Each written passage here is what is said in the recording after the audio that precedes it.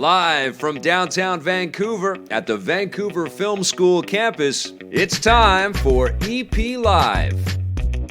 Hey, welcome to EPN. My name is Victor Lucas. Happy Cyber Monday. I hope you did all the shopping that you needed to do over the weekend. Huge holiday sales all over the place. I took advantage of a few games on the Switch just before we started to roll, as a matter of fact. Great to see everybody here. Thank you for watching. We've got lots of fun things to talk about today. We're going to run our interview with Yoshiki Okamoto, who created Time Pilot, and I can't wait for you guys to see that. We can talk a little bit about that. We've got some reviews to get into as well, but first we've got a rundown to get to, and today it's dedicated to the 25th anniversary of the PlayStation launch in Japan, and 25 years ago, of course, I knew that the PlayStation was coming because I was a voracious reader of the magazines. Not too much stuff on the web back then.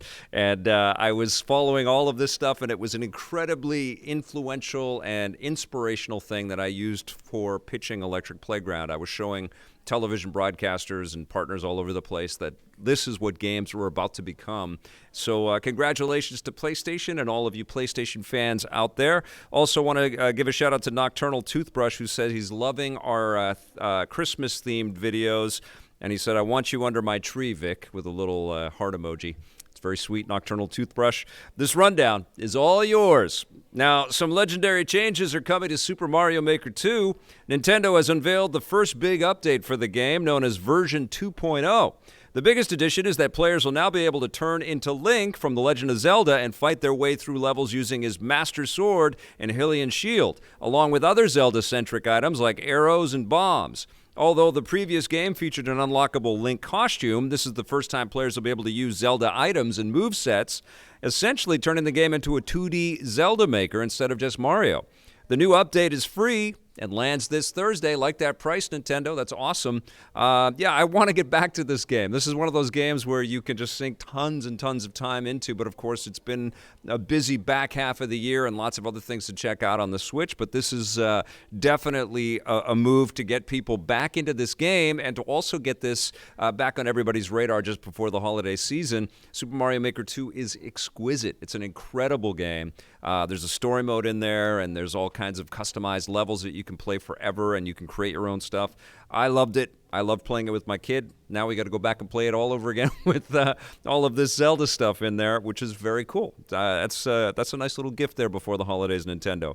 And I would love to see other Zelda franchises. It'd be great to be able to be a 2D Samus Aran and go into the ball form and all that stuff and make levels that way. It'd be incredible. Lots of stuff that they could do there. All right, now VR gaming seems to be on the rise, but not everyone is impressed. Following the announcement of the new VR game Half-Life Alyx last month, sales of Valve's Index VR headset have skyrocketed. Valve hasn't released official numbers yet, but the device is currently sold out in most territories, indicating a greater demand than they had anticipated. Not everyone is jumping into VR, though. Xbox head Phil Spencer recently stated that VR is not a focus of their new console, codenamed Project Scarlet, and although he likes VR and the new Half-Life game, Microsoft is focusing their efforts on other innovations like AI, physics, and 3D. We'll have to see if that changes. The new Xbox lands next year, and I don't know if it's going to change. I think, what Phil is saying, and I think other console manufacturers are expressing as well, is that there's still a lot to chart with flat screen video game entertainment and lots of different ways to reach people. I think the biggest initiative that Xbox is showing is taking a page or laying down a card in the direction of Google Stadia. I think xCloud really has an opportunity to be a massive part of the Xbox umbrella, particularly as they've acquired new studios and they've got this very successful Xbox Game Pass thing, which is also going to integrate with xCloud. It's going to be pretty cool to be able to be on any kind of internet connection and be able to instantly stream any one of those Xbox games that you might just be a subscriber to. I mean, that is truly entering into that Netflix territory, which we know the video game industry is moving towards. And, I think Microsoft is spending a fortune in that direction, and they have to. And we'll see if it all comes together for them. I don't think that they're going to get into VR. You know, they've got their mixed reality headset out there. Their AR sort of set that is more used for commercial applications than trying to bring down the price and make it something consumer friendly. I don't know, man. I think VR is still a slippery slope, but we'll see what happens with this new Half-Life game. This could change a lot of stuff. So now, saying that, I still believe that Oculus and Facebook have done a pretty tremendous job at giving us lots of really interesting game software to jump into, and clearly Sony is still super invested in VR, and they've talked about VR being a huge part of PlayStation 5. So we'll see. I mean, this next generation of VR should be pretty mind-blowing. Now, if you've managed to finish Death Stranding, and I have, I'll be talking about it a little bit later in the show, there's a chance of a sequel being delivered in a few years. The game's director, Hideo Kojima, says that he's open to making a follow-up to the open-world game. When asked by Vulture about the possibility of a sequel and working with actor Norman Reedus again, Kojima says that he's open to it, but if they make another game, they would start from zero. This seems to imply that if a sequel does happen, it will focus on new characters and stories within the same universe, or given how weird Kojima's games can be, it may be something else entirely. No word yet if a sequel will actually happen. Kojima Productions has yet to officially announce their next game. Very curious to find out what they're working on, because, of course, as the project starts to wind down, they've got developers shifted over to kind of work on the next project.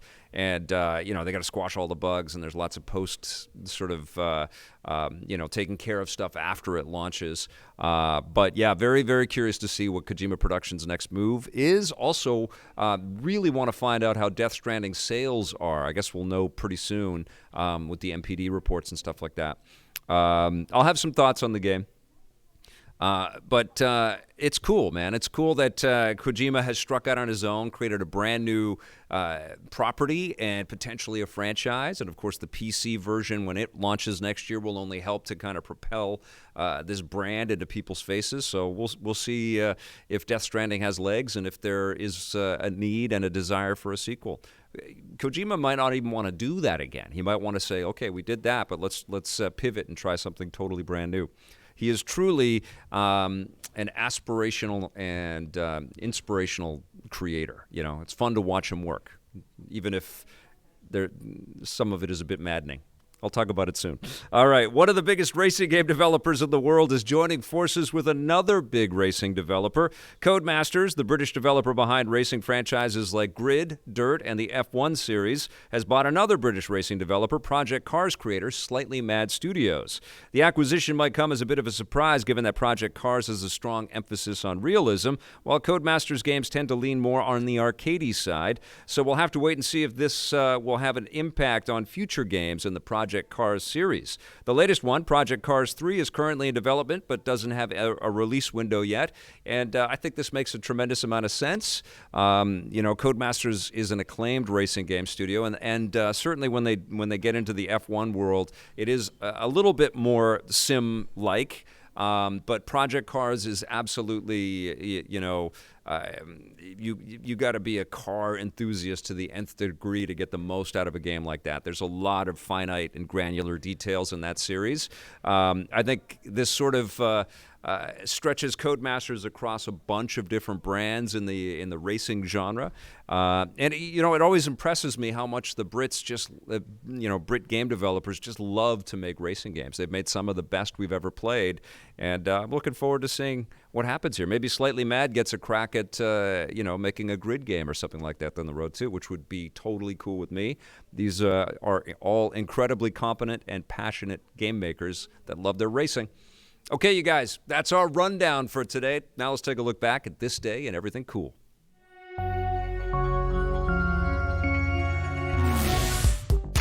Welcome to This Day and Everything Cool for December 2nd. On this day in 2001, Nintendo marched a whole new franchise out into the world. The original Pikmin was released on the GameCube in North America following its release in Japan 2 months earlier. Players took control of tiny, colorful creatures called Pikmins and then led them across different maps with the goal of keeping as many of them alive as possible until the end of each level. Nintendo came up with the idea a few years earlier when they were still developing the hardware for the GameCube, wanting to create something that would show off the new console's ability to render dozens of 3D characters on the screen screen at the same time, each with their own AI. Pikmin actually started life as a Mario project called Super Mario 128 with dozens of tiny Marios, but as the project evolved from more than just a tech demo, Nintendo realized that the concept would work better as its own franchise, so the lovable Pikmin were born. The game received critical praise, but due to the relatively low install base of the GameCube itself, it wasn't a huge hit. That didn't make Nintendo abandon the Pikmin. A sequel, Pikmin 2, followed on the console 3 years later, and in 2012 they released Pikmin 3 on another not-so-successful console, the Wii U. Oh man, it's so cute to see all this Pikmin work here. We still haven't gotten a Pikmin game for the Switch. That would be great. And then the Pikmin 3, I think, was the Wii U game. The Wii U era is so fuzzy for me right now. But that was an incredible game, a beautiful game, and I think it should absolutely come to the Nintendo Switch. Great to see everybody in here. Marco and Chris Duggan and Patrick Furtado hasn't been here in a little while. Good to see you, Patrick. VR Grid, you rock, pal. Thanks for supporting us. Blair Farrell, who else is out there? We got Abby Jamison. Thank you for your support, Abby. And Dr. Gamelove, great to see you. Robert Lino. Listen, when we were in Japan, one of my dreams came true. I got to speak with the creator of one of my favorite arcade games of all time. I've always been curious how this game came together, and even though it was a long time ago, Yoshiki Okamoto had some great things to say about Time Pilot.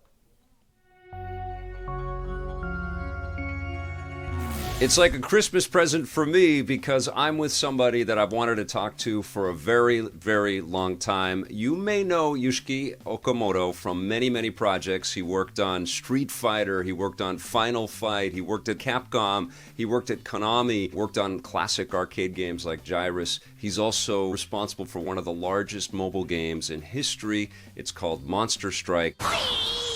But today, I wanted to talk to Yoshiki Okamoto because he is the creator of Time Pilot, which is a classic arcade game that I have loved since my first interaction with the game. Okamoto-san, it is fantastic to meet you. I'm a big, big fan of your work. Thank you for the very kind introduction. Let's talk a little bit about Time Pilot. This was a very different age in the video game industry. When did you start conceiving the idea for the original Time Pilot? Yes, I'd just like to begin by saying that this is definitely a topic dealing with things that happened a long time ago, and it does talk about a company that I ended up leaving, that I don't work for anymore, so I'm not sure, how much detail I'm able to go into, but I'll try my best. So, to begin, first, my boss at the time told me to create a game that allows you to go to driving school in order to get your driver's license. However, even though I was only in my first year at the time, I didn't think that the idea itself was very interesting. And since I didn't think that my boss's idea was very interesting, I decided to kind of take it and do a little bit of experimentation and trial and error, and it eventually became a shooting game instead. Was your idea for Time Pilot based on a fascination that you had with time travel? Was that something that you wanted to put into the game from the beginning, or was it just through experimentation? So, yeah, I was just 21 years old at the time, so I didn't really have a terribly complex or sophisticated approach to game design. I just thought that when you're making a video game, it needs to, start out a little easy, but get harder and harder as you kind of go on. So the whole idea was, in terms of figuring out how to advance levels, was to do it through a timeline. So you'll know that it'll start with, like, World War I stages, and then it'll become World War II stages, and then you'll enter the jet age and how there could be aerial battles using jets. So there's kind of a progression from past to present in the game. And I thought maybe that approach was a lot more realistic, so that's why I went with it. It's interesting because you mentioned that you were young and you didn't have a sophistication with methodology of game development. But now you've made a lot of games and you've put your heart and soul into a lot of work over time. What's it like for you to go back and play Time Pilot? Because I'm about as old as you and I've been playing video games as long as you have been making them. And when I play a game like Time Pilot, it's that simplicity that is so magnificent. It's so accessible, and it is a timeless game.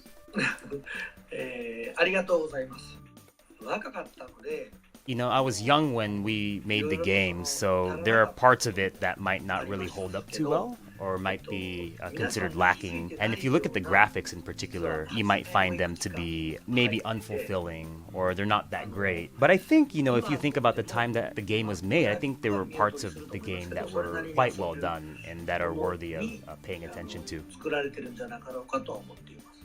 Absolutely, I agree with you. There's lots that is worthy of paying attention to in Time Pilot. Do you ever... I know that you've worked on so many games that it may be lost in the amount of work that you've put out there. But I wonder if you've ever thought that was a game worth revisiting, making a sequel or making a modern update to. I never actually thought about, making a new version of the game. Take us back into working in video games in the 80s and what it was like for you as a young man to go to work. How many people did you work with to build a game like Time Pilot? So there were 4 people on the Time Pilot team. It was a very fun experience. The team was more like a family in a lot of ways. And I apologize, it wasn't 4 people, it was actually 5 people. But I remember staying in the office until 5 a.m. in the morning working on the game. So I would come in at 8:30 a.m., start working, and be there till 5 a.m. What was it like for you as somebody that got your start making arcade games to see the arcade industry really change and the move to video game development really shift to console games and then more recently to mobile games? Is that something that you were prepared for, or was it dismaying? Did it get you down, this constant sort of shifting of direction for video games?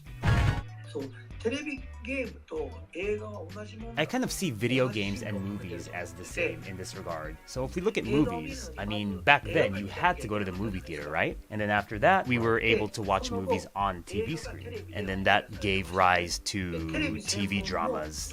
And then now there are even TV dramas that you can watch exclusively on your mobile phone. I think video games are the same as that, and I think they both evolved in a logical and correct manner. You win!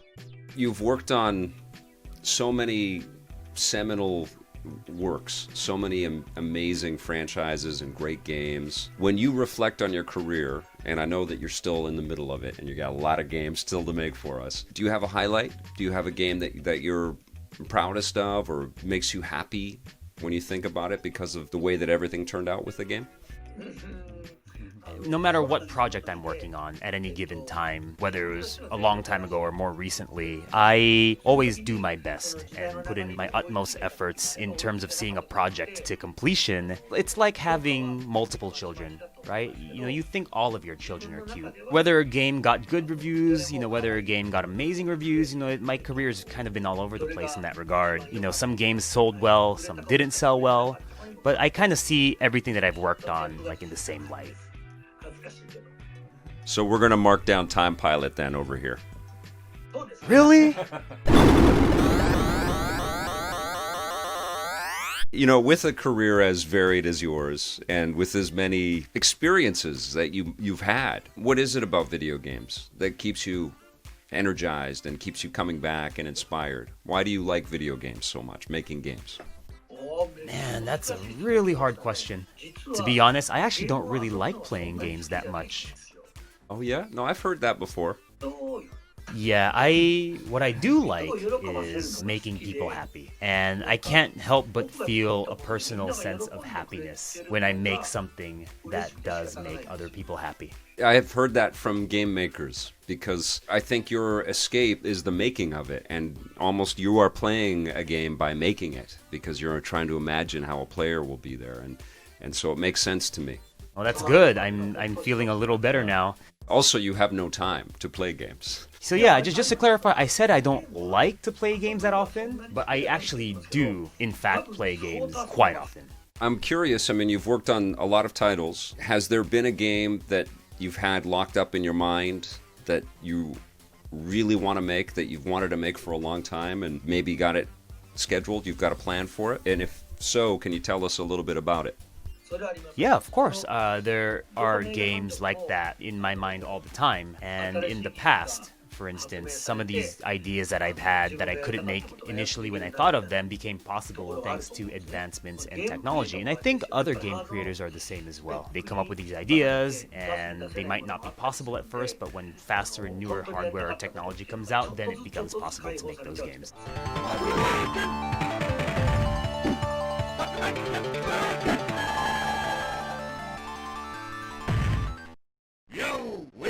What was the difference between Konami and then working at Capcom?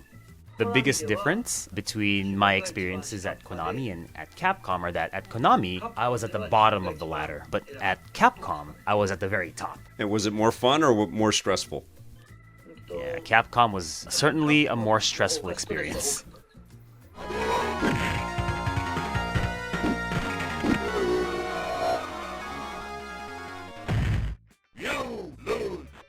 Okamoto-san, as there's a million things that I want to talk to you about, but I feel like we should talk in person. And I just want to express again my sincere gratitude for the games that you have made. I know you were just a kid when you made Time Pilot, but I was a kid when I found Time Pilot, and I loved it then, and I still love it in 2019. And I hope that in 2020 you and I can meet face to face, and we can have a very long and satisfying conversation together. Yeah, let's meet somewhere in 2020.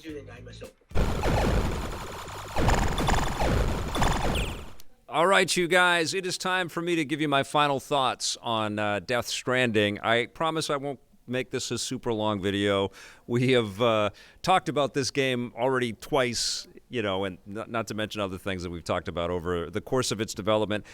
First of all, I want to say that I'm very, very glad that it has been made and that it's out there. And I think it is a fantastic story that Kojima and Konami couldn't settle things. And Kojima said, you know what, I'm out of here. I'm going to create my own project. I'm going to own it all. And I'm going to bring a lot of my teammates and work together to build something that is going to rock the world. I love that Sony jumped up. I love that 505 Games jumped up and have supported Kojima and his team in this crazy, freaking nutso, absolutely insane, ridiculous game that I am very glad that I finished. It took me a long time, and there's still lots of little side things that I could do. I delivered a lot of packages. I walked a lot of miles. I abandoned a lot of broken vehicles that got wedged in between rocks. And I watched some cut sequences that went on and on and on and on. And God, there's so much that I love in this game. It's like you know what it is? It's like this perfect, really slick, cool game with fantastic mechanics, a world that is intriguing and so fun to, you know, cruise around in, and then wrapped around that is a bunch of BS that just drives me insane. And I guess you could say that about almost every video game. But the challenge is that there's lots of games that I can point to, like Red Dead Redemption 2 last year, which also drove me insane by the time. Like, I was so done with that game by the time I finished it. Even though it was beautiful, it was driving me crazy because it just was plotting, and there was a lot of rinse and repeat with the missions. This game suffers from that in an even more dramatic way. And as much as I dig the story and I dig the, the placement and the idea that we have this virtuous calling to kind of connect this broken America and, you know, this sort of higher concept of the fact that we're always connected with the things that are dead in our lives. And there's an analogy there with how the internet preserves a lot of that. And we need the internet, and we need this kind of digital existence and this physical existence and this spiritual existence. We need all of it to kind of coexist, and we need to mesh and find peace with it, or we're going to destroy everything. I think that's part of what he was trying to say. And I got to give credit to all of the performers, particularly Norman Reedus, because I think he's amazing in this game. Like, he delivers every one of the crazy lines that he's given with a real, truthfulness and a heart, and you believe in his character. And I believed in my mission. I liked delivering the packages. I liked getting these things to these stranded people. And I liked the message of the fact that effort to connect is the reward of it. That's the reward of the game. is the drive to deliver something that another city or outpost or distribution center really needs to persevere and survive. And then I love that idea of like having to convince these different installations and these different individuals to believe in something and to join up with something, and you are the embodiment of that. You represent that as Sam Porter Bridges, who is connected to it all at once and has this ability to live in the ether and live in the real world and connect America. I thought that was pretty profound, and the fact that the imagery of a baby being this. However this baby comes into being this useful ally / tool that helps you navigate, some crazy opponents and this dystopian nightmare. Beautiful. And also all of these sea life manifestations and this beautiful imagery representing our connection to the beach that Kojima is pushing forward. The imagery is spectacular, and I have to also give a shout out to Yoshi Shinkawa and the modelers and the people that crafted a tangible world for us to explore. That is the reward. That is the real value of the game. The story is cool, but it's meandering and it backtracks on itself, and it's overly convoluted, which we can levy at a lot of the Metal Gear Solid games. But what made the Metal Gear Solid games great was as crazy and complex and indulgent as the stories would become, the games were always over-deliver with gameplay, with diversity, and lots of great different sequences that were very distinct from one another. Death Stranding just does not do that. It is kind of it's an indie game with, I think, about 20 hours of, and even that might be pushing it, of really, fantastic core fun gameplay, sort of stretched artificially to be this super huge AAA experience. But there's just not enough things to do.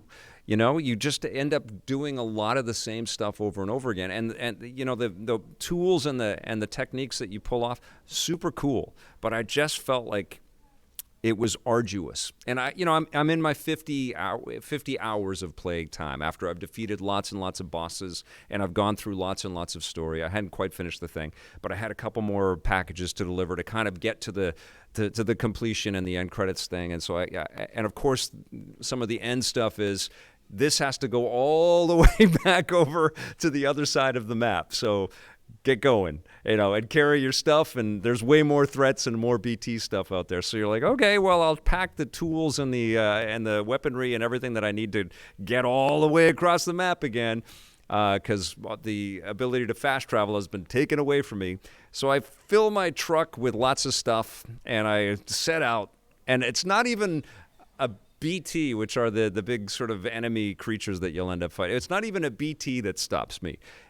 50 hours into the thing, I'm still getting wedged into rocks, and I can't move. And it's just like, okay, I've been here. I'm here for this game. I'm digging it. There's lots to love, but I'm wedged, and I'm stuck. My truck is stuck and won't move. So what do I got to do? I got to either abandon it with all my crap in it, or I got to take some of the crap that I want, leave, because by that point I know you don't bring everything with you, or you're just like totally topsy-turvy the whole time. But anyways, I'm hoofing it again across the whole map with all my boxes, like it's Boxing Day or Good Friday or whatever, trying not to trip on the rocks.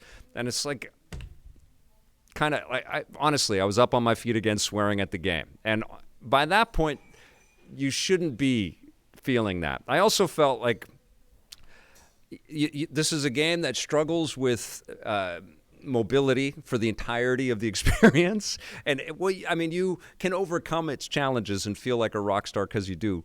A lot of rocks in this game. That was not an intentional pun.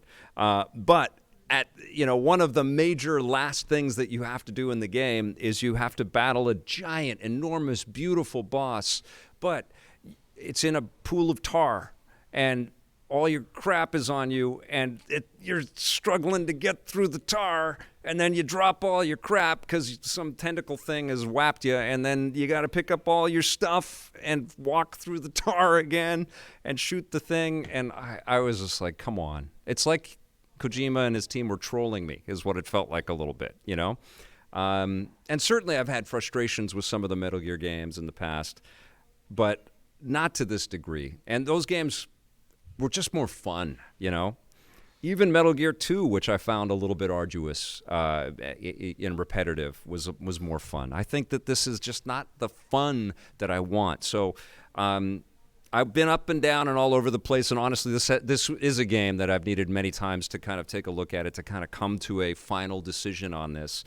I love a lot of it, and I think that there's a lot of beauty in here, and I love the music, and the performers are great. I love that Lindsay Wagner is in this. I've always thought she was awesome, and I think it's fantastic that she's in a game. Everybody's great in this thing, but it's not as fun as I wanted it to be. I also don't think it is a Game of the Year contender in my estimation. My final score for Death Stranding is 8 out of 10, and I think I'm giving it a few, extra points because of the respect and the love that I have for this crazy ambitious project that has come together. But yeah, I'm going to sit at an 8 out of 10. All right. Speaking of crazy ambitious and just plain crazy, I watched Watchmen Episode 7 last night. Let's take a look at the review. Oh man, we are getting into some serious stuff here with The Watchmen. Episode 7 is going to completely blow your mind. I don't want to spoil too much in this conversation about this episode, but it was spectacular. We're really getting to know who Angela Abar is. We go back into her past. We see the relationship with her and her parents and some of the stuff that happens to them. We get an understanding of why she wants to be a police officer, and she is still grappling with her connection to her grandfather and all of the memories of his life that have sort of seeped into her world, and she's trying to get better as she grapples with that, and she's unwittingly enlisted the aid of Lady True, who has some ulterior motives of her own, and we also get a real sense of what's going on with the Cavalry and what their nefarious plan is. Agent Blake is going deeper into that story, and she puts herself into a little bit of jeopardy. Spectacular stuff. And of course, there is a massive cliffhanger at the end, a pretty huge reveal, which I'm not going to reveal here, but it's one of those...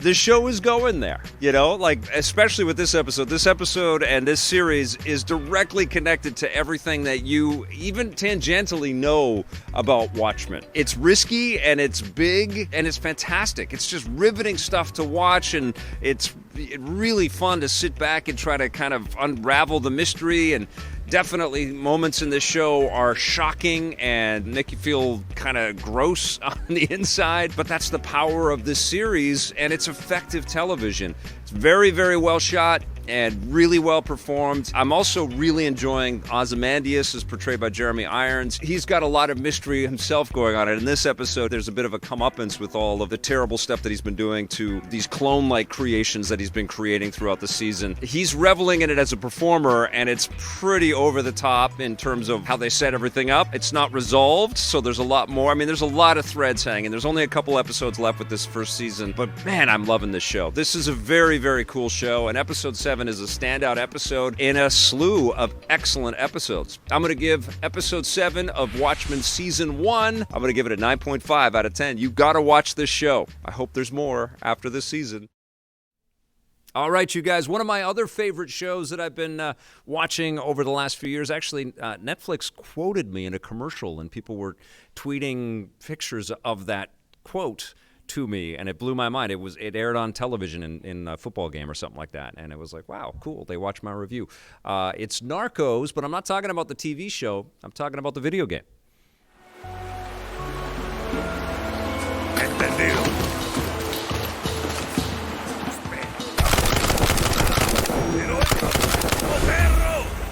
Turn-based strategy games are a ton of fun to play in portable mode, as Nintendo has proven over and over again over the years, and I was happy to receive Narcos Rise of the Cartels for my Nintendo Switch. Now, this is available for other platforms, but I think that this is a game that fans of turn-based stuff would probably want to check out for the Switch, because you can play it on the big screen and then walk around with it in handheld mode. Duck hunting. You know what? I was really quite pleasantly surprised at how this interweaves with the fantastic Netflix show. I'm a huge fan of Narcos. You like those, huh? It is fascinating stuff, and every season is different from each other, and it's an extraordinary watch, and some of it is hard to watch. It also makes for interesting subject matter for a game, but it is also a little bit weird that the DEA and the sort of the good guys and the bad guys are effectively doing the same things. There's a lot of murder in this game.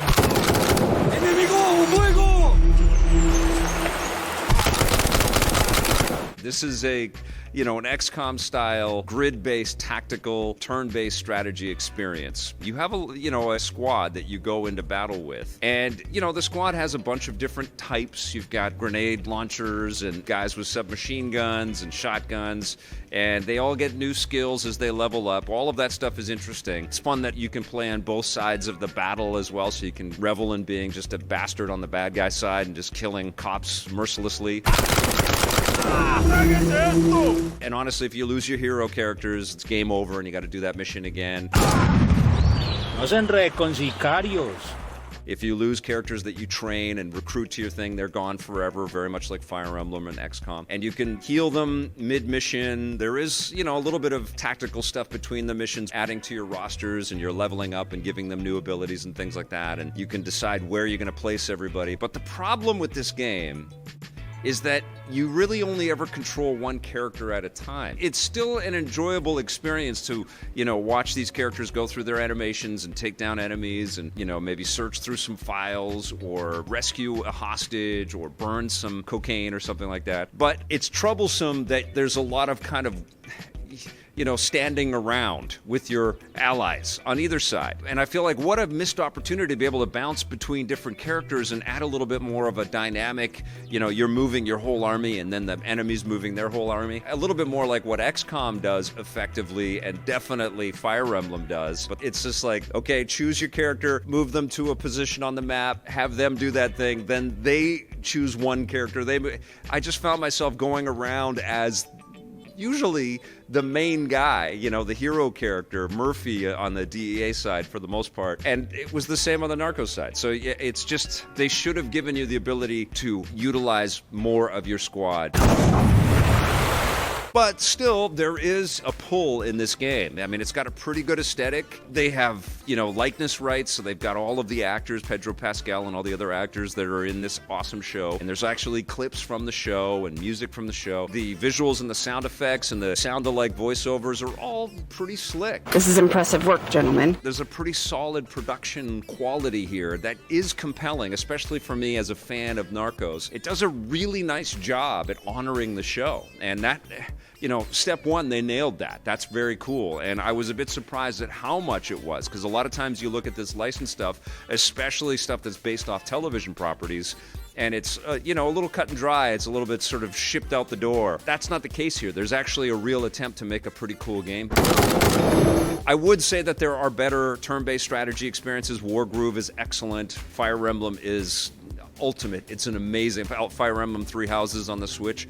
Absolutely stunning game. So there's other stuff to kind of look at first, but this is an awesome genre. It's a pretty cool idea. It honors the Narcos mythology and the storytelling that's happening with the show quite well. So I've been having a pretty good time playing it.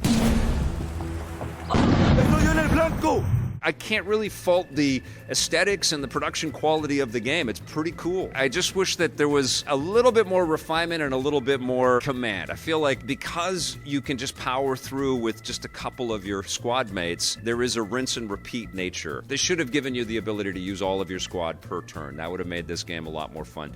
Still, there is some good stuff in here, and if you're a turn-based strategy person, I think you're going to dig this, especially if you love Narcos. I'm going to give it a 7 out of 10. All right, you guys, it is time for Let's Play and Chat, and I know that many of you have got some comments and some questions you want to throw at me regarding my Metal Gear, my Death Stranding, I'm thinking about Metal Gear in my head, review. Please feel free to fire those at me, and I saw some comments. People are like, where's your Legend of Bumbo review? Where's your, there was another one in there. Star Wars I have reviewed. That was for Donovan King. That was the Jedi Fallen Order. Fantastic game. Respawn killed it with that game. Dr. Gamelove said, but is he saying it would be a 5 or 6 without the few extra points he gave it because of Kojima? I'm not gonna pick, split hairs on any of that stuff. I was 7.5 when I first had done a bunch of hours into it. Gave it a 9 as I started to fall in love with it, and then I came back to reality. I think an 8 is a pretty solid score for Death Stranding. Blake is here. We are going to play Children of Morta today, which is very cool. We haven't had you on playing a game for a little bit. Who's running the show? Nobody. Ah! Shit. Okay. Let me know how the audio sounds, everybody. So there was another question. Oh, Stormland. I'm still playing Stormland. I will have a review of that as well as the Oculus Vic, Rift where's the S. any button? The which? Where's the any button?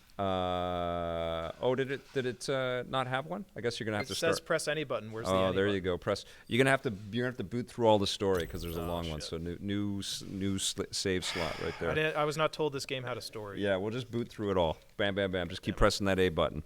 We want to show off some of the gameplay no, it's here. not working, Vic. I can't skip anything. Yeah, you can. It'll happen. Is stuff skipping. How's the audio sound? You want to press that. Let me know how the audio sounds because I can't hear it. Press the start button. No. Is there audio? I'm not hearing anything. Yeah, I don't hear anything What either. are people saying in the chat? I don't know. Can you guys hear any? I'm not hearing nothing. There we it is. go. Oh, that was music. Margaret Okay. Okay. The music. So now you can. Okay, so let us know now how it sounds relative to our voices. We cut the music off so you guys could hear everything. And gathered her thoughts. Death Stranding is the epitome as to why I don't own a PlayStation. Jake Speed Fit 43 says throwing the gloves down right away in the chat right now. Listen, it's a good game. It's a really good game. It's just got too much.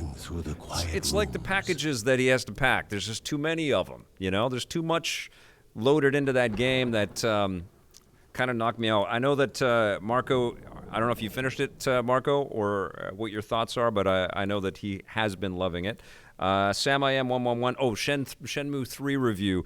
I have not had any time to play that yet. I have the game. I have not had time to check that out. You just poured, 60 hours? Yeah, I was playing the crap out of Death Stranding. And I do have, I've got Need for Speed coming. I've got the Oculus stuff coming. I want to finish the last episode of the Darth Vader game as well. There's a couple other ones in there. I can't remember. I'm trying to. So people are saying in the chat the audio is good? Yeah. Okay. Please give Enter the Gungeon a solid 1,000 hours. That's from Acnodis. Oh, this is cool. I like this. I can hear you. Question: will you be reviewing Crisis on Infinite Earths when the episodes air this month? Yeah. I've got to watch all that. Even though I'm not caught up on everything, I think I'll be able to follow along. This is like a twin stick shooter. Yeah, it's got twin stick controls. It's like I'm using the other joystick. Yeah, to it's a roguelike, so you get as far as you can. But it's a beautiful game, though, right? I love the art style. Sprite-based, but super reminds detailed. Me of Sword and Sorcery. A little bit, yep. Yeah, for sure. Too many games come out in the past month or so. I'm actually glad that Doom Eternal got pushed back. Yeah, Abby, great. I totally agree with you.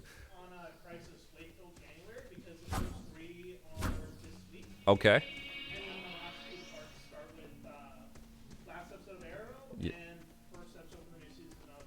Oh, okay. So everything wraps up next month. Okay. So Kurt just said that everything wraps up next month. I'll wait until I've watched the whole thing, and then I'll give you some thoughts. And that'll probably give me time to get caught up on a bunch of the episodes that I've been missing on that on those different shows. VM Windustries, thank you for the love. You're very sweet.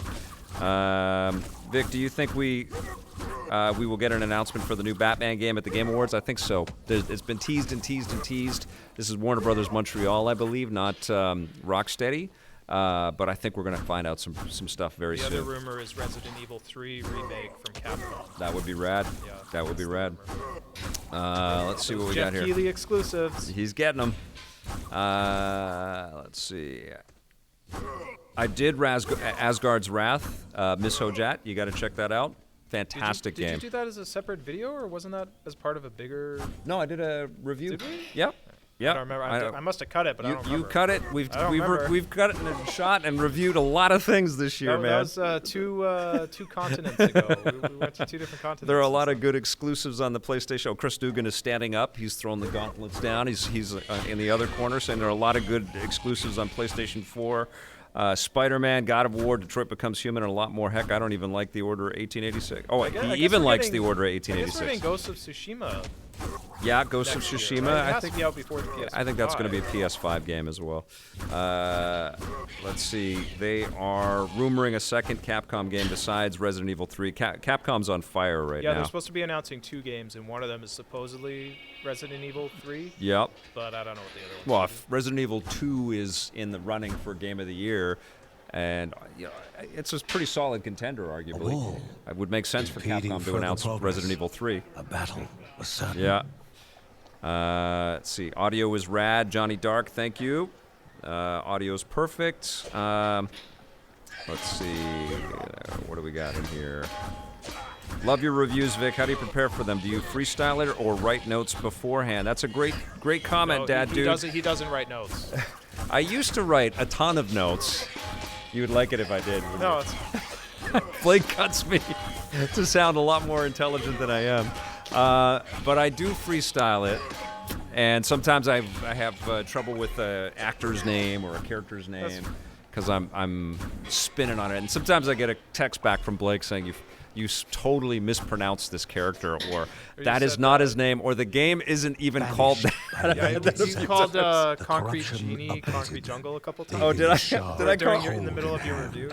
Yeah, I freestyle it, and I guess I do that more as, I got into the routine of shooting so many reviews with different partners over the years, and we would lean on each other, and then when the show wasn't on TV and I knew I was going to have to step up and review so much content, this last few years have been a real challenge for myself to see how I could adequately and accurately present my thoughts through improvisation. And sometimes I do it a little bit better than others. But I also feel... I was being facetious earlier. Like, you're pretty good. Certainly there's some times where notes would be a benefit, but I don't know. I've gotten into this You would sound kind too of... formal. You would sound Yeah, too I don't want to formal read a if you had script, notes, right? yeah. Like, and I don't want it to come off Before like I'm him was memorizing now a script one either, more which is one of the dangerous challenges. When than you get those that came words, before. whether you're on stage to host something, and I've had this happen. People have said, okay, well, we want you to use the prompter, but, you can riff if you want. And it's very hard to deviate from the words when the words are right there for you. It takes a little while to get used to that. And some of the best presenters on earth are completely naturalized. Stephen Colbert and Conan O'Brien and people like that. They can read a cue card or read a prompter and then go right off and just spin and go right back into it. And I've hosted stuff, where you can start to freak out because you can't find your place on where you are. And so sometimes it's just easier to just be, authentic and stumble and bumble a little bit, but try to get to your points. Okay, But so it is, like with my thoughts on Death Stranding, especially in a live venue like the VFS Cafe here at 390 West Hastings, by the way. Come on down and be a part of the if you're show. in the Vancouver area. It We're is- a 5-minute walk from Waterfront Station. But it is a little nerve-wracking sometimes to just, go and say something coherent on stage with no script. Do it. Go. And we need a score, and you need to make sense. That can be a little bit... I have the skill tree, and it says, do I not get to choose my first ability? Is that right? You have one upgrade. Yeah, press A. But I can't choose something else. Oh, no, you got to start with your first one usually. Okay. And then what happens is in roguelikes you carry over that stuff, Yeah, but yeah. there's also a whole family tree that you get to I wasn't impart sure if this it's like stuff the on. first one I don't get a choice of which skill tree I max out. I don't know.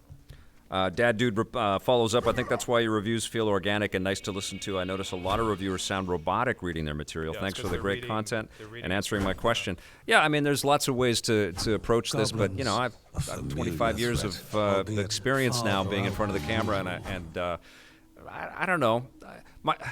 I was deliberate in the fact that it was unscripted with reviews on the run back in the Tommy and I days, because my favorite stuff on television with review content was Siskel and Ebert, and I noticed that when those guys finished their encapsulation of what the story of the movie was and sort of their written piece on what their thoughts were, and they went at it head to head, that was the best stuff in every episode of Siskel and Ebert. And I went, that's what our show is. Reviews on the Run is going to be that bit right there. We're just going to go right at how we feel about it. It took us a few seasons to get super comfortable with each other and get comfortable with presenting our thoughts, but that is what the flow of the show became, and then everybody had to step up to do that. Look how beautiful this game is. It's gorgeous. Yeah. I would love to come by and see the show live. I live down in California, but maybe I'll make it up there one of these days. That'd be awesome, Dad Dude. We are totally open to having tourists come to Vancouver We're in the and check same it out. time zone as California. It's not the nicest time of year right now. Full disclosure. It's fine. But it's nice and warm in here, right? Before Yep, him nice and warm. was Thank you, sacred ground, Amon R. When do you expect a left PlayStation 5 reveal? I expect it in days gone February, by. like the PlayStation 4 reveal. They did something like that. It's probably going to be in New York City. remaining calm I don't and know. collected, I'm just the spitballing. shock But of they his did heart skipping stuff like that with the Holiday, PlayStation 4. yeah, in maybe expert March, fashion. Improvisation keeps things fresh. I think people tend to get into a Before him repetitive stood rhythm Linda, when everything is his plotted eldest out. Abby daughter, Jameson. bow Good and point. quiver at Yeah, the and I ready, think that's... determined to do I've been her doing this part. for a long time, and I think all of these different ways that I challenge myself, even getting outside and finding a location, all of that stuff makes it a different thing every time, and I feel like, no offense, or I'm not throwing shade at the way anybody else does it, but I don't know. We found some cool ways to keep it kind of engaging and different every single time, and that is a part of our longevity for sure. New Echo, new Earthworm Jim, count me in. Acnodius. I'm not sure how you say that. Think talking about the Intellivision. Got to have Tommy. It's the Intellivision anniversary today too, I think, right? 40th anniversary Is it? or soon. I know it's like PlayStation's Yeah, anniversary. congratulations to the Intellivision folks and to Tommy. We're going to have him on the show soon. Vic is the two-pack of video game review freestyling from Hi There. Before Okay. the Guardians were not beasts feeding, What are your true but feelings about the monsters Intellivision consuming, Amico, Feral destroying 81? others, I corrupted played and some of the games at distorted, E3, and they creating were even fun, more and they are hungry definitely husks. family-focused. They certainly don't look state-of-the-art or anything like that, but that's not what they're trying to be. They're trying to be accessible and fun, and they've got some really cool ideas with the technology. Everything's in prototype stage right now, but I know that Tommy has been having awesome meetings with lots of different retailers across the world, and there's a whole international component to the rollout of Intellivision. This thing is serious, and I know firsthand. I've worked with Tommy, side by side with him for many, many years, and that guy works his ass off. He was making music and creating sound effects and working in the video game industry while he was hosting our shows, and he was killing it on both fronts. And then he started Video Games Live, and everybody thought he was crazy to do that, and it was like, well, went to the Hollywood Bowl father first and show daughter gathered and their sat thoughts, beside their Elijah hearts Wood heavier and sat than at the before. table with Stan How Lee, would and they explain what they had witnessed? Tommy makes his things happen. He's a real go-getter right from day one, and I learned a ton working with him, and have mad respect for him. And I'm fired up. I can't wait to get the Intellivision in this space, hopefully with Tommy, and we can check it out. And maybe some of you guys will be here, and we can all check it out in person. I think that'd be great. And I think that would be an awesome thing Together, for Tommy to do. father and daughter Yeah, So, don't putting that forget, out there. There's a new Earthworm creatures Jim game dripping coming with Yep. decay exclusively that to slithered into television. bodies Yep. stuffed It's pretty in cool. life I've and we've death heard a to few things about bolster it. their It's pretty cool. ranks. I'm like Grandma Tommy knows Margaret confirmed what games are they fun. all feared. He It was the knows corruption, what's a cruel missing in this entity space. spoken of Now, only with that's hushed not to say voices, that there isn't an competition ocean with of companies darkness like that flowed from the Nintendo, top and of like Morta. Sony might see a little bit of the noise that Intellivision makes for the family, and they might sort of roll some stuff in that direction too. But right now, there is a nice space for something like that harkens back to that nostalgic stuff, but also delivers some interactive entertainment that is palatable and playable by everybody. Celestial shard, And chipped directly MDK from the 22420 says, I respect that it wasn't would be the kickstarted. Yeah, I mean, the Atari lifeline, VCS tethered stuff to that's been pull them happening back is home not too before death's fateful it's not too affirm. It doesn't make you feel comfortable, especially the people that did back that machine. It doesn't inspire confidence. Yeah, it feels like I don't know. You get a whiff of vaporware off. Should we of that say whole this? thing. We went to an Atari thing Yeah. at PAX a couple years ago, and we tried to ask them about the console, and they Yeah. wouldn't talk about it. No. And that was a weird sign. It was. Do you remember weird. that? Yeah. Yeah. It was weird that they weren't willing to discuss it at all. That raised a red flag in my brain. All of it is a little weird, yeah. Like there should be a lot more joy and lightness around the idea that Atari is bringing back a retro machine, but there's just a lot of skepticism and negativity, and I don't know how you flip that around. Meanwhile, I think there's a ton of skepticism and negativity around the television launch, but there's been a lot of Shit, I have no shield. different ways that it's been addressed, which I have respect I for. shouldn't have used this character. Vic. That being said, we don't. Well, the whole thing with roguelikes is you die, but you just get as far as you can. I don't want to die though. I'm trying to. That's my point. I'm trying to get as far as I can. And Dr. Gamelove says, I find myself playing these type of modern retro games more than 60-hour AAA epics. Yeah, this is a fantastic game, and it really speaks to the idea that you can have, simplified visuals. Simplified visuals is a beautiful aesthetic. It's probably harder to design this than a. It is very traditional hard. 3D game. Yeah, you got to, create all that art with little dots. It's incredible. But yeah, I mean, this speaks to the fact that retro gaming and retro style games and old classic games are still incredibly valuable. One of the most enjoyable things I've done this year is start up the 16-bit superhero segment. Got a couple more of those coming pretty soon too, and I love playing a lot of this classic stuff. There's still tons of room for that in our world. Comment, I really enjoy the way you shoot your reviews from the good old days with the gameplay being displayed on a wall or billboard behind you and Tommy. Jordan Cunningham, yeah, that was a ton of fun. And we Also were really a ton of work to do that. It is a ton of work because you have to composite and you have to cut elements out of the frame and put it all in there. And back then, it was our director at the time.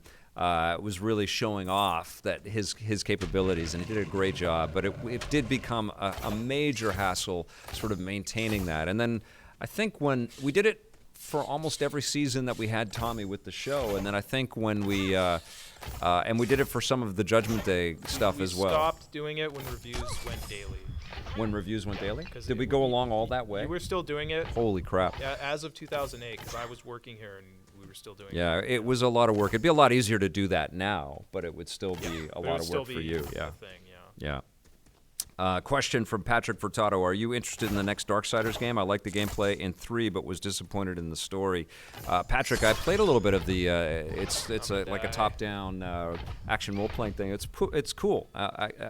Where I got to in what I played, it got kind of stuck, but it was really, really early.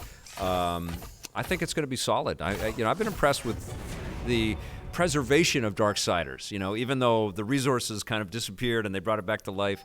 3 was okay, and I still want to go back and there was new DLC and everything. I've been playing 1, and I played 1 on the Switch again, and I've been playing a little bit of 2, and I'll have some thoughts on that pretty soon. But yeah, I like that this is still coming, and I want there to be a major Darksiders 4. And presumably, if everybody buys this new action, RPG, derivation, or this new one that's being offered up to us, then that will sort of usher in the idea that a 4 will come. But it's a great franchise. Gauntlet Dark Legacy was awesome. I'd like another one like that. That's from AYC Super Bob. I dug Battle Chasers. The new Darksiders speaks to me. Blair Farrell. I did too. I thought it was cool. Let's see what we got here. What is it with RPGs and fantasy games and destroying barrels? Well, that's where all the stuff is. Because I'm playing Zelda right now, the Link's Awakening. Yeah, all the loot and all the goodies are in the barrels. That's all they had. Yeah. They didn't have. They didn't have safes and fridges and things like that. That's a weird trope in video games. Yeah, it's you know what's weirder is floating turkeys. Yeah, that is Floating food. Yeah.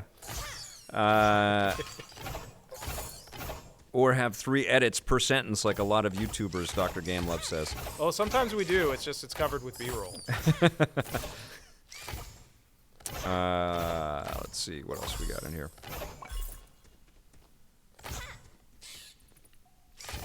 VR Grid. Halo has dropped off. Gears is good, but the same. And after that, it gets pretty meh. Forza, I suppose, talking about some of the big heavy hitters from Microsoft, but hopefully that will be augmented by lots of other new games very soon. Let's see what we got here. You have found the Finish Room portal. Ms. Hojat says, sometimes I forget what you have reviewed and what you haven't. I probably saw the review and just forgot about it. Talking about Asgard's Wrath. This has been a particularly busy year for reviews. We have done a lot of review content. Yeah. I've been pretty consistent trying to keep up with as much stuff as possible. And I got to be honest, some nights it's like, oh my God, it's so late, and then I got to get up super early in the morning. Some days I'm like, okay, I'm pushing it a little bit too hard. There have been some Fridays where I've gotten to Friday, finished up EP Live, gone home, and just went and crashed. And that's one of my goals for next year is to find a little bit more balance with all that stuff. Acnodsis. I won't be able to give. Yeah, Enter the Gungeon a solid 1,000 hours. I won't be able to do that. It is great to see Blake again up here, isn't it, Dad, dude? He kills it every day on our shows, or on the show, but all the other things that we do as well. Here we go, Johnny Dark. Death Stranding is honestly the most memorable experience I've had with a video game since last gen. I know that game has been speaking to tons and tons of people, and you know, perhaps if I didn't review everything and play all these other games, and it wasn't like the job to get through it and to just tell you guys how I feel about this. I try to frame everything that I do just from my truthful impressions of what is going on with me emotionally as I play all this stuff. But if I was just a fan and I played like most people, I don't know, 15 games a year or something like that, Death Stranding would have a bigger impact because there's certainly a lot in there. But I've played a lot, and the thing that I keep thinking about is Astral Chain delivers a lot of that same kind of esoteric connection to an alternate reality, and you can kind of defeat the monsters with your skills. But there's a lot more gameplay in there. There's a lot more fun to play that game. Astral Chain's a way better game for me than Death Stranding is. And that's just one example. And I wish more people were talking about Death Stranding or about Astral Chain. I want a proper Sly Cooper that's like Sly 2. More games need to be built around heists. That's a great comment there, Blair Farrell. I would there's crafting in this game, Vic. Second that. I don't know what I'm doing. Yes, you have to craft. I don't know how to craft. Beautiful game. We didn't talk about this very much, but I'm really bad at crafting. Children of Morta is gorgeous. That's okay. Just give it a shot. Craft in games. There you craft it. There you go. Acnodsis. I don't know. I'm making it up every time. David Jaffe said in an interview before God of War 1 that he hates block-pushing puzzles, and then there was like an hour of block-pushing puzzles in God of War, so I don't trust him. Throwing some shade at David Jaffe right there. Eat this, you gravy-sucking dog. Vic, how do you feel about Elizabeth Banks getting rewarded with another project after failing with Charlie's Angels? I think Elizabeth Banks has done a lot of great things over the years. Didn't she do that? Fail is a very relative terms in movies. Yeah, but didn't she do the singing franchise thing? What the hell's that thing called with all the women singers? But I mean, if you deliver a major Hollywood film on budget, on time, yeah. Even if it doesn't sell well, it's like that might not be your fault. It might be the fault of the marketing, and release date. Yeah, they're always whatever, chasing a moving target. Nobody knows what's going to be. What's going to be doesn't successful. Mean it's not on the director if a movie fails. Not always. You know, sometimes it is. Sometimes it isn't. Have I checked out Noita from Sam I Am 111? I've seen the title pop up in places, but I have not played it. All right, take it easy. Okay, that is our cue, actually. Is that our cue? Yeah. David Jaffe is streaming on YouTube right now. I am a big fan of David Jaffe, actually. David Jaffe's pretty cool. He's a good dude. Okay, bye, everyone. But he does, like all of us, put his foot in his mouth. I do that all the time.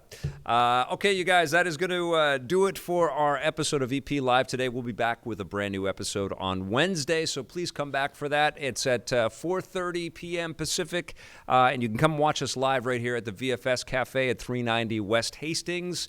And we'll have some more content for you tomorrow as well to watch. But thank you so much for watching today. Remember to subscribe to the channel, share it. We love if you share our videos out there and let more people know that we're making lots of cool stuff over here. And thank you so much for supporting us and for watching our stuff. We'll see you soon. And until then, play forever.